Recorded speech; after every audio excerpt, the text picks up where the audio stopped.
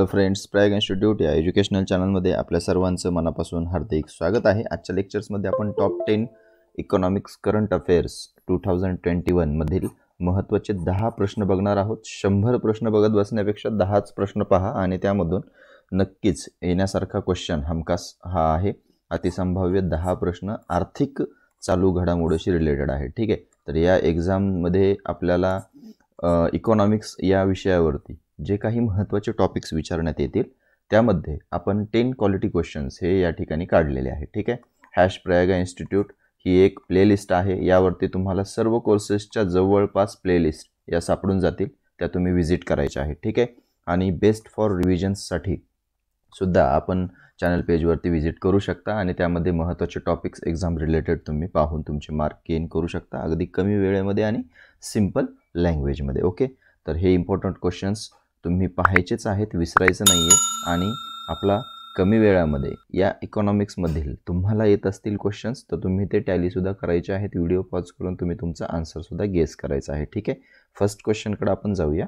यामध्ये बघा, नील अर्थव्यवस्था जी आहे, यामध्ये नील अर्थव्यवस्था ही अर्थव्यवस्था कोणत्या बाबीशी संबंधित आहे हा क्वेश्चन या ठिकाणी विचारण्यात आलेला आहे। ठीक आहे, आता नील हरित क्रांती जी होती ही मत्स्य क्रांती म्हणून आपण विचारात घेत होतो। ठीक आहे, आता व्हिडिओ शेवटपर्यंत पहा, कारण क्वेश्चनमध्ये महत्त्वाची माहितीसुद्धा तुम्हाला दिली जाणार आहे, त्यावरून अदर क्वेश्चन्ससुद्धा तुमचे त्या ठिकाणी मेक होणार आहे। ठीक आहे, तर त्यामधील माहिती ही मिस नाही झाली पाहिजे। बरेच जण क्वेश्चन फक्त पाहतायत, आन्सर काढतायत आणि पुढे जात आहेत, तर त्यामध्ये जे इन बिटवीन 1 to 2 मिनिट्समध्ये महत्त्वाची माहिती ही मिस करू नका, नोट डाऊन करून घ्या जर नवीन वाटली तर। ओके, नील हरित अर्थव्यवस्था जी आहे ही समुद्री शाश्वत संशोधन पद्धतीकरिता ही या बाबीशी संबंधित आहे। ओके, आता ही नील हरित क्रांतीचा वाटा भारतीय अर्थव्यवस्थेतील 4.1% एवढा हा वाटा भारतीय अर्थव्यवस्थेच्या मधला आहे। ठीक आहे, समुद्री संशोधन असेल, त्या संशोधनाचा एक सस्टेनेबल मेथडमध्ये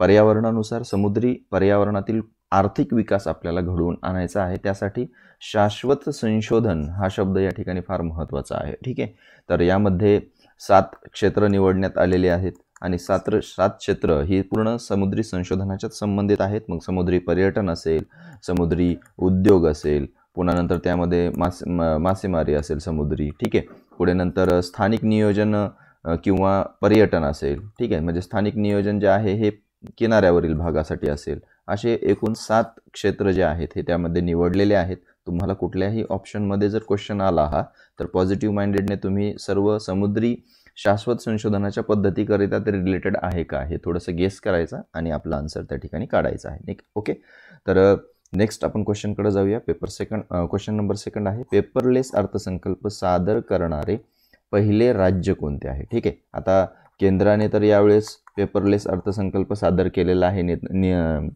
सीतारामन यांनी। ठीक आहे, अर्थमंत्री जे आहेत आपल्या त्या। ओके, आता सुरेश खन्ना जे अर्थमंत्री आहेत, नाव लक्षात घ्या, सुरेश खन्ना हे अर्थमंत्री आहेत उत्तर प्रदेशचे। ठीक आहे, यांनी पेपरलेस अर्थसंकल्प सादर केलेला आहे। तो गुगल अँड्रॉइड ॲपवरती देखील पूर्ण उपलब्ध करून दिलेला आहे त्यांनी। आणि बाकीच्या सदस्यांना त्या ठिकाणी काय करायचं होतं, तर बाकीच्या सदस्यांना त्यांनी आयपॅड दिलेले होते, त्यावरती ते अर्थसंकल्प त्या ठिकाणी पाहत होते। ओके, म्हणजे एक अनोखा प्रयोग हा या ठिकाणी केलेला आहे अर्थशास्त्राच्या बाबतीमध्ये आणि ही एक प्रकारची डिजिटल क्रांतीचं एक पहिलं प्रतीक आहे इकॉनॉमिक्सच्या बाबतीमध्ये, राज्याच्या बाबतीतलं। ठीक आहे, केंद्राचा जो होता निर्मला सीतारामन यांनी 3ऱ्यांदा बजेट सादर केलेलं आहे। म्हणजे निर्मला सीतारामन यांनी क्वेश्चन बनवू शकतो की किती वेळेस बजेट सादर केलं, तर त्यांनी 3ऱ्या वेळेस बजेट सादर केलेलं आहे।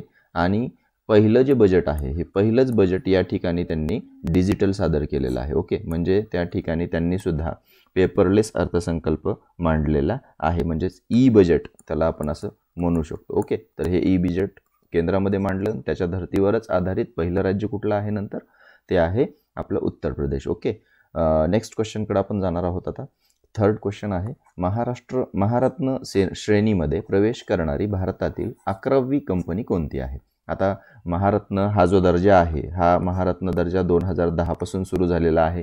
यापूर्वी नवरत्न आणि मिनीरत्न हा एक दर्जा होता। हा दर्जा जो आहे हा 1997 पासून द्यायला सुरुवात केलेली आहे। ओके, आणि 2010 पासून महारत्नचा आहे, हे एक लक्षात ठेवा।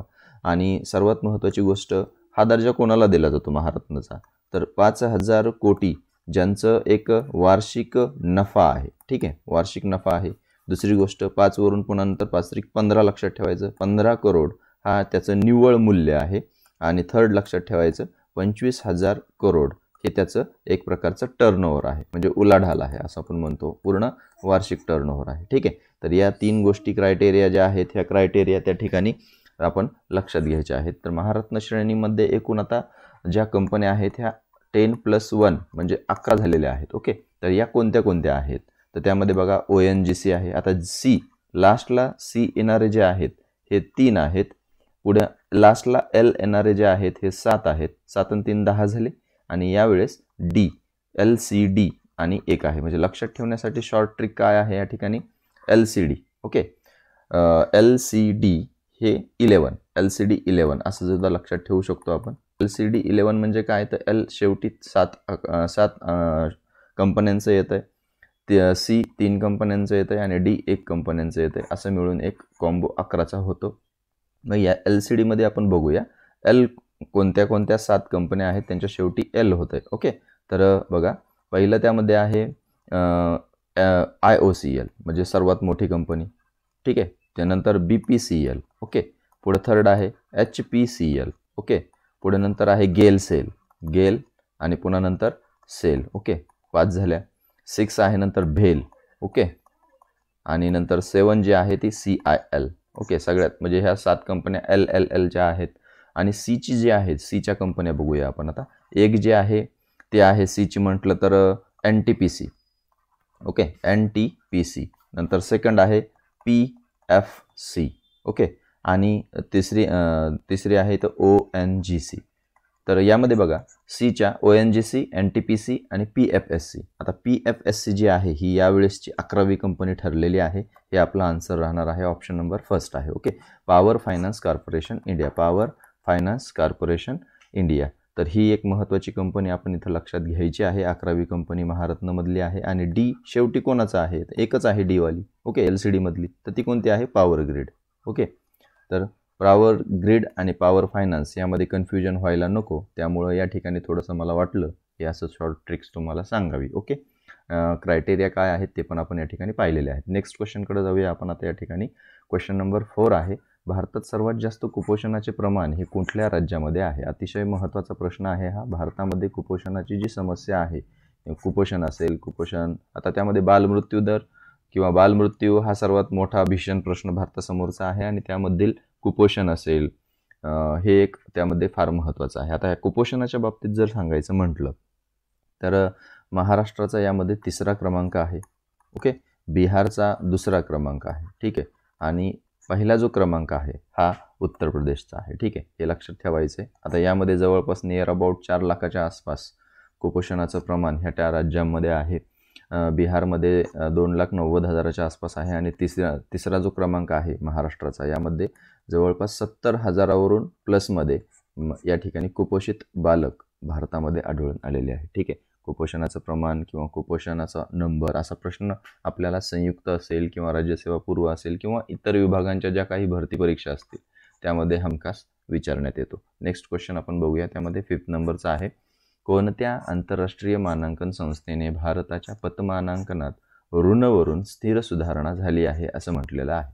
क्वेश्चन फार महत्त्वाचा आहे कारण यामधून बऱ्याच गोष्टी तुम्हाला माहिती होणार आहे. जवळपास 4 क्वेश्चन्सची तयारी तुमची होणार आहे. तर बघा याच्यामध्ये कुठली आंतरराष्ट्रीय मानांकन संस्था आहे? त्यामध्ये तुम्हाला माहिती आहे की मानांकन संस्था म्हटलं की क्रिसिल, पुन्हा नंतर इक्रा, पुन्हा नंतर केअर आणि त्याच्यानंतर फिंच ही एक तुम्हाला या रेटिंग्स ज्या आहेत, रेटिंग देणाऱ्या कंपन्या ज्या आहेत त्यांची नावं सापडतात. क्रिसिल्स जे आहे ही 1987 मध्ये स्थापन झालेली आहे. मुंबई हेडक्वार्टर आहे त्याचं. कार्यभार हा 1993 पासून खास तर सुरू करण्यात आलेला आहे. ओके, पब्लिक केलेली आहे.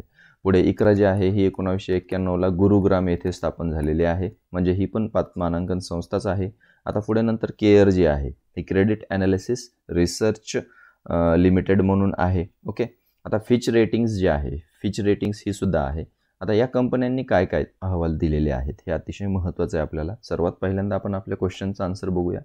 मूडीज या कंपनीने आंतरराष्ट्रीय मानांकन संस्थेमध्ये भारताच्या पतमानांकनात निगेटिव्हवरून आपल्याकडे एक स्टेबल सुधारणा ही इंडियामध्ये झालेली आहे कोविडच्या आफ्टर असं सांगितलेलं आहे. ओके, हा जो अहवाल आहे हा 5 ऑक्टोबरला त्यांनी प्रदर्शित केलेला आहे आणि GDPमध्ये वाढ होईल असं सांगितलेलं आहे आणि वित्तीय तूट जे आपण कॅड म्हणतो तिला, ही वित्तीय तूट जी आहे ही या ठिकाणी घट असं दर्शवलेलं आहे. तर हे एक रिझल्ट्स त्यांचं लक्षात ठेवायचं आहे. जोड्या लावामध्ये आपल्याला हे विचारलं जाऊ शकते. ओके, आता क्रिसिलने काय केलं आहे, तर क्रिसिलने 11 मे 2021 रोजी 2021 आणि 22 या आर्थिक वर्षाचा निष्कर्ष या ठिकाणी मांडलेला आहे आणि तो निष्कर्ष आहे की भारताचं पूर्वीपेक्षा जे स्थान होतं आत्ताचं पूर्वीपेक्षा घसरलेले आहे असं या ठिकाणी क्रिसिलनं मांडलेलं आहे. आता हा अहवाल ॲक्च्युली मेमधला आहे. ठीक आहे, मूडीजचा जो अहवाल आहे हा ऑक्टोबरमधला आहे. ठीक आहे, यावरती तुम्ही लक्षात घेऊ शकता. ठीक आहे, आता इकराच्या बाबतीमध्ये तर काय नाही दिलेलं, परंतु फिंच रेटिंगच्या बाबतीमध्ये या ठिकाणी सांगावंसं वाटतं की BBC निगेटिव्हमध्ये हा दर्जा होता अगोदर दिलेला. BBC हा दर्जा दिलेला आहे कोणी, फिंच रेटिंगनं 22 एप्रिल 2021 रोजी. म्हणजे हे तर मेच्या अगोदर आहे. म्हणजे BBC मायनस हा दर्जा कोणी दिला, तर हा दर्जा फिंच रेटिंगनं यावर्षी दिलेला आहे 22 एप्रिल 2021मध्ये. ठीक आहे, केअर कंपनीनं काय केलं आहे, केअर कंपनीचा पण नाही दिलेला आहे या ठिकाणी आपण, परंतु खास करून लक्षात घेण्यासाठी तुम्हाला महत्त्वाचा मुद्दा जो आहे तो मूडीज या कंपनीने दर्जा जो आहे हा BBA3 असा दर्जा दिलेला होता 2020मध्ये अगोदर. ठीक आहे, हे एक लक्षात राहू द्या. आता त्यामध्ये पुढानंतर तो भारताचा अहवाल GDPमध्ये वाढ दिलेली आहे आणि वित्तीय तूट घट म्हणून असं त्या ठिकाणी दिलेलं आहे. तर बऱ्याच गोष्टी या ठिकाणी आपण कव्हर करण्याचा प्रयत्न केलेला आहे. इन केस तुम्ही थोडंसं नवीन माहिती असेल तर नोट डाऊन करून घेऊ शकता. ओके, आणि क्वेश्चन्स हे कसे वाटत आहेत हे सुद्धा तुम्ही कमेंट्समध्ये मेन्शन केलं तर खूपच आनंद होईल. ओके, आणि चॅनल ज्यांनी सबस्क्राईब केलेलं नसेल त्यांनी अशाच अधूनमधून महत्त्वाच्या काही चालू घडामोडी असतील किंवा कंटेंट ओरिएंटेड लेक्चर्स असतील जे की विद्यार्थ्यांच्या दृष्टिकोनाने वाचून थोडेसे वाचण्यासाठी रिवाईज करावे लागतात किंवा कमी वेळेमध्ये हे होत नाहीत, असे सिम्पल लँग्वेजमध्ये व्हिडिओ आम्ही नक्कीच तुमच्या कमेंट्स थ्रू बनवणार आहोत. ठीक आहे, 6 क्वेश्चनकडे जाऊया आपण. 6 नंबरच्या स्वच्छ भारत ग्रामीण अभियाना यामध्ये केंद्र आणि राज्य सरकारचा हिस्सा किती राहील. ओके, महत्त्वाचा क्वेश्चन आहे. नेहमी परीक्षेच्या फॉर्मॅटमध्ये असे क्वेश्चन्स विचारले जातात. स्वच्छ भारत ग्रामीण अभियान जे आहे हे सुरू करण्यात आलेलं आहे. त्यामध्ये दुसऱ्या टप्प्याला मान्यता ही राज्यामध्ये राबविण्यासाठी केंद्राच्या पातळीवरून देण्यात आलेली आहे. ही केंद्रीय स्तरीय योजना आहे स्वच्छ भारत अभियान. ठीक आहे, पाणी पुरवठा आणि स्वच्छता मंत्री हे त्याचे अध्यक्ष असणार आहेत. आता त्यासाठी एक आपल्या राज्यामध्ये काय होणार आहे, तर त्यासाठी राज्यामध्ये एक अभियान राज्य स्वच्छ भारत अभियान एक गठीत होणार आहे आणि यामध्ये त्याचे अध्यक्ष कोण असतील, तर पाणी पुरवठा व स्वच्छता मंत्री हे त्याचे अध्यक्ष असतील. ठीक आहे, आणि ग्रामविकास मंत्री जे आहेत हे त्याचे सह अध्यक्ष असे राहतील. आणि तुमच्यासाठी एक महत्त्वाची माहिती आहे की त्यावरती क्वेश्चन तयार होऊ शकतो.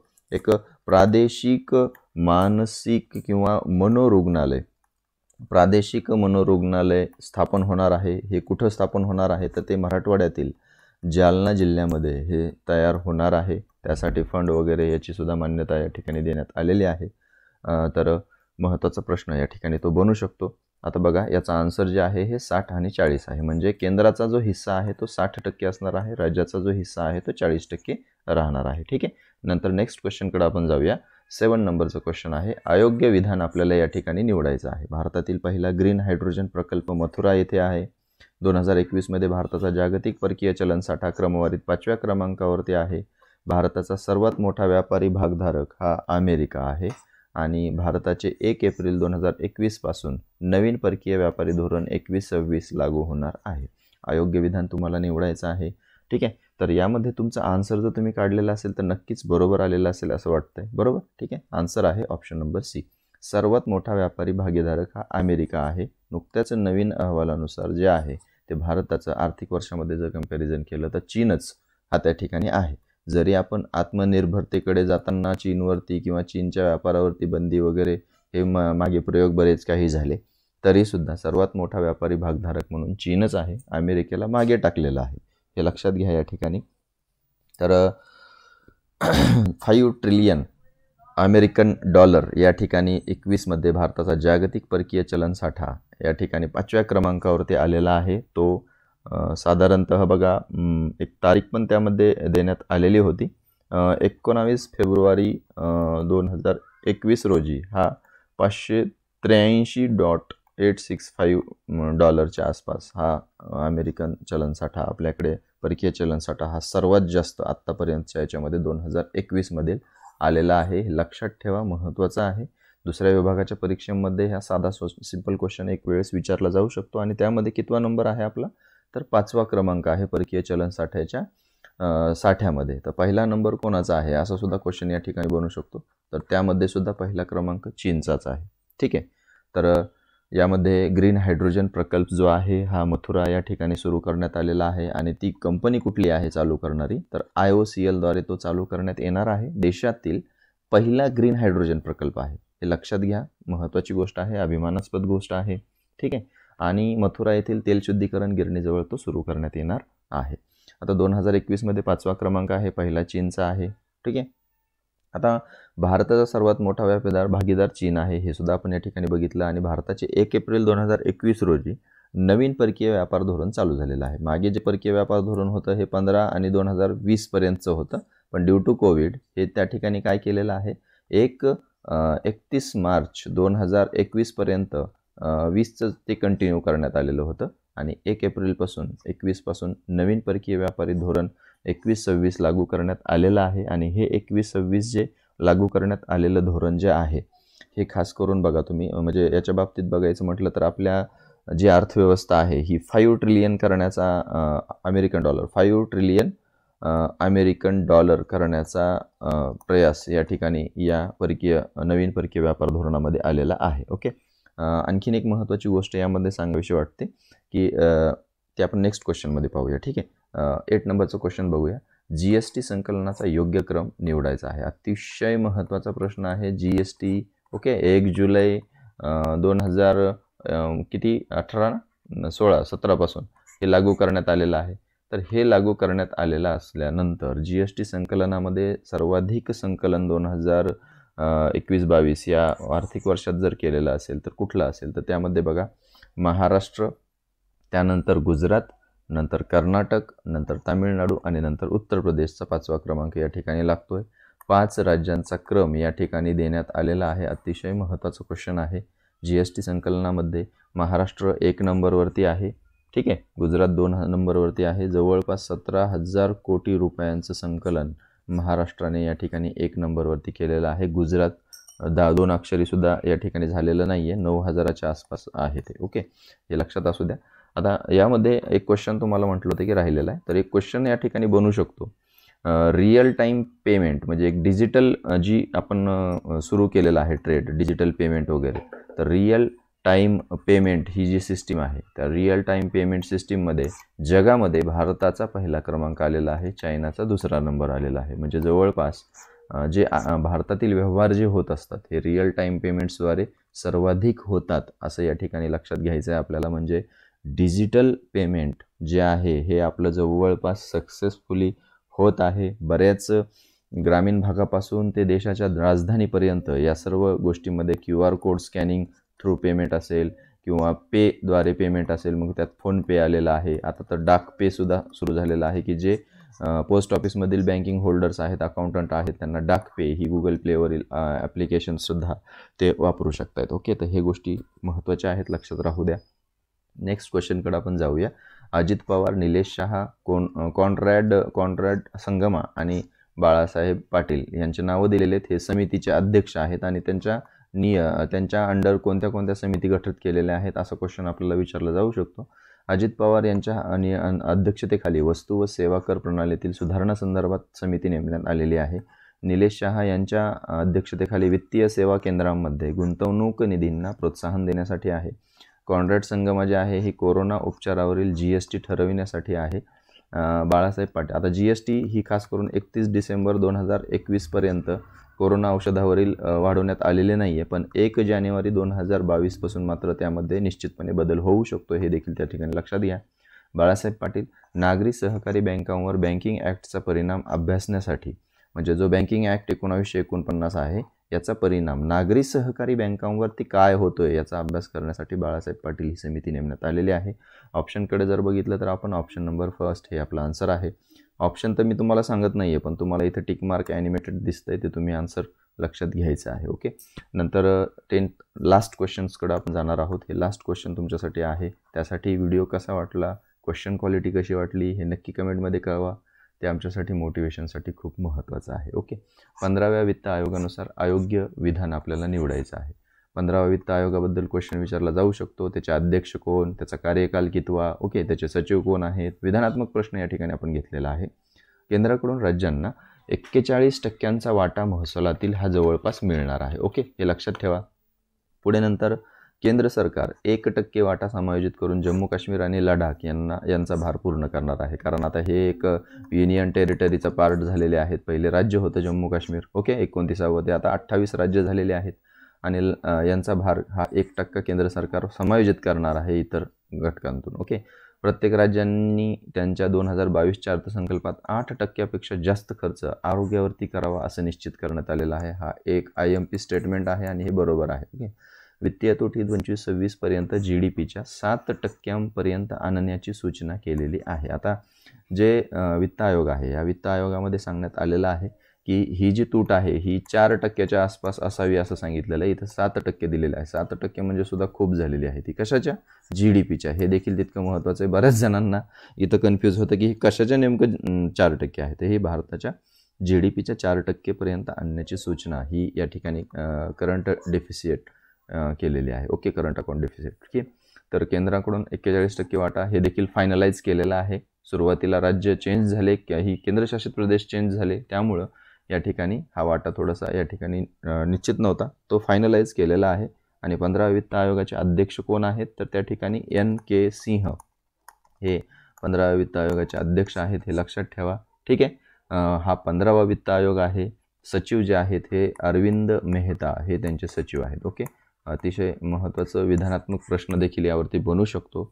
2021-22 ते कुठपर्यंत चालणार आहे हा? 2025-26 पर्यंत हा चालणार आहे. आणि हे जे आहे हे अंतिम अहवालावरून घेण्यात आलेली आकडेवारी आहे. ठीक आहे. तर त्यासाठी 41%, 4% करंट GDPच्या 4% करंट अकाउंट डेफिसिट, पुन्हा नंतर जम्मू काश्मीर लडाखसाठी 1% केंद्र सरकार या ठिकाणी समायोजित करणार आहे. आणि 8%पेक्षा जास्त खर्च हा कशावरती करण्यात यायचा आहे, तर प्रत्येक राज्यांनी हेल्थवरती त्यांच्या अंदाजपत्रकात असेल, अर्थसंकल्पात असेल, ही येणाऱ्या आर्थिक वर्षामध्ये करायचा आहे. अतिशय महत्त्वाचे क्वेश्चन्स आपण या ठिकाणी बघितलेले आहेत. ओके. तर आपला आन्सर हे ऑप्शन नंबर डी राहील. 4% पर्यंत पाहिजे होतं. ठीक आहे. व्हिडिओ कसा वाटला हे सांगायचं आहे आणि आवडला असेल तर लाईक करायचं आहे, गरजू विद्यार्थ्यांपर्यंत शेअर करायचं आहे. आणि जाता जाता तुमच्यासाठी एक क्वेश्चन या ठिकाणी द्यावा असं वाटतं आहे. बसवराज बोम्मई, ओके, आर्थिक संकल्पनेच्या बाबतीतच अर्थशास्त्राच्या दृष्टिकोनातूनच आहे. बसवराज बोम्मई ही एक समिती नेमण्यात आलेली आहे. ही समिती कशाकरिता नेमण्यात आलेली आहे याचा आन्सर मात्र कमेंट बॉक्समध्ये मेन्शन करायचं आहे. एक क्ल्यू टॅक्सच्या बाबतीत देतो मी तुम्हाला. तो क्ल्यू आहे टॅक्सच्या बाबतीमधला. ठीक आहे. तर त्यासाठी तुम्हाला आठवलंच असेल, तुम्ही कमेंट बॉक्समध्ये नक्कीच मेन्शन करा. ठीक आहे. आणि व्हिडिओ आवडला असेल तर लाईक करा. क्वालिटी क्वेश्चन्स वाटले तर नक्कीच इतरांना शेअर करा. ठीक आहे. चॅनलच्या डिस्क्रिप्शन बॉक्समध्ये सर्व प्लेलिस्टच्या लिंक दिलेल्या आहेत. सर्व अभ्यासक्रम CDPO असेल, इतर विभागांच्या परीक्षा असतील, चालू घडामोडी असतील, जिओग्राफी, सायन्स, राज्यशास्त्र, या सर्व महत्त्वाच्या लिंक्स त्या ठिकाणी देण्यात आलेल्या आहेत. ठीक आहे. तर तुम्ही फॉलो करू शकता फेसबुक पेजवरती आणि टेलिग्राम चॅनलवरती नवीन अपडेट घेण्यासाठी. आणि डिस्क्रिप्शन बॉक्समध्ये या सर्व गोष्टींच्या आहेत त्या तुम्ही पाहायच्या आहेत. आवडल्या तर लाईक करायच्या. चॅनल सबस्क्राईब केलेलं नसेल आत्तापर्यंत तर चॅनल सबस्क्राईब करायचं आहे. आणि तुम्ही वेबसाईटवरती सुद्धा व्हिजिट करू शकता. त्यावरती सुद्धा तुम्हाला या सर्व लिंक्स वगैरे मिळून जातील www.praginstitute.com वरती. ठीक आहे. तर जाता जाता या ठिकाणी ज्या प्लेलिस्ट असतील त्या पाहायच्या आहेत, गरजू विद्यार्थ्यांपर्यंत शेअर देखील करायच्या आहेत आणि व्हिडिओचा फायदा देखील या ठिकाणी कमी वेळेमध्ये सिंपल लँग्वेजमध्ये जास्तीत जास्त रिव्हिजन करून घेण्यासाठी करायचा देखील आहे. तर भेटू आपण आपल्या पुढच्या लेक्चर्समध्ये. तोपर्यंत have a nice day. Bye bye and thank you.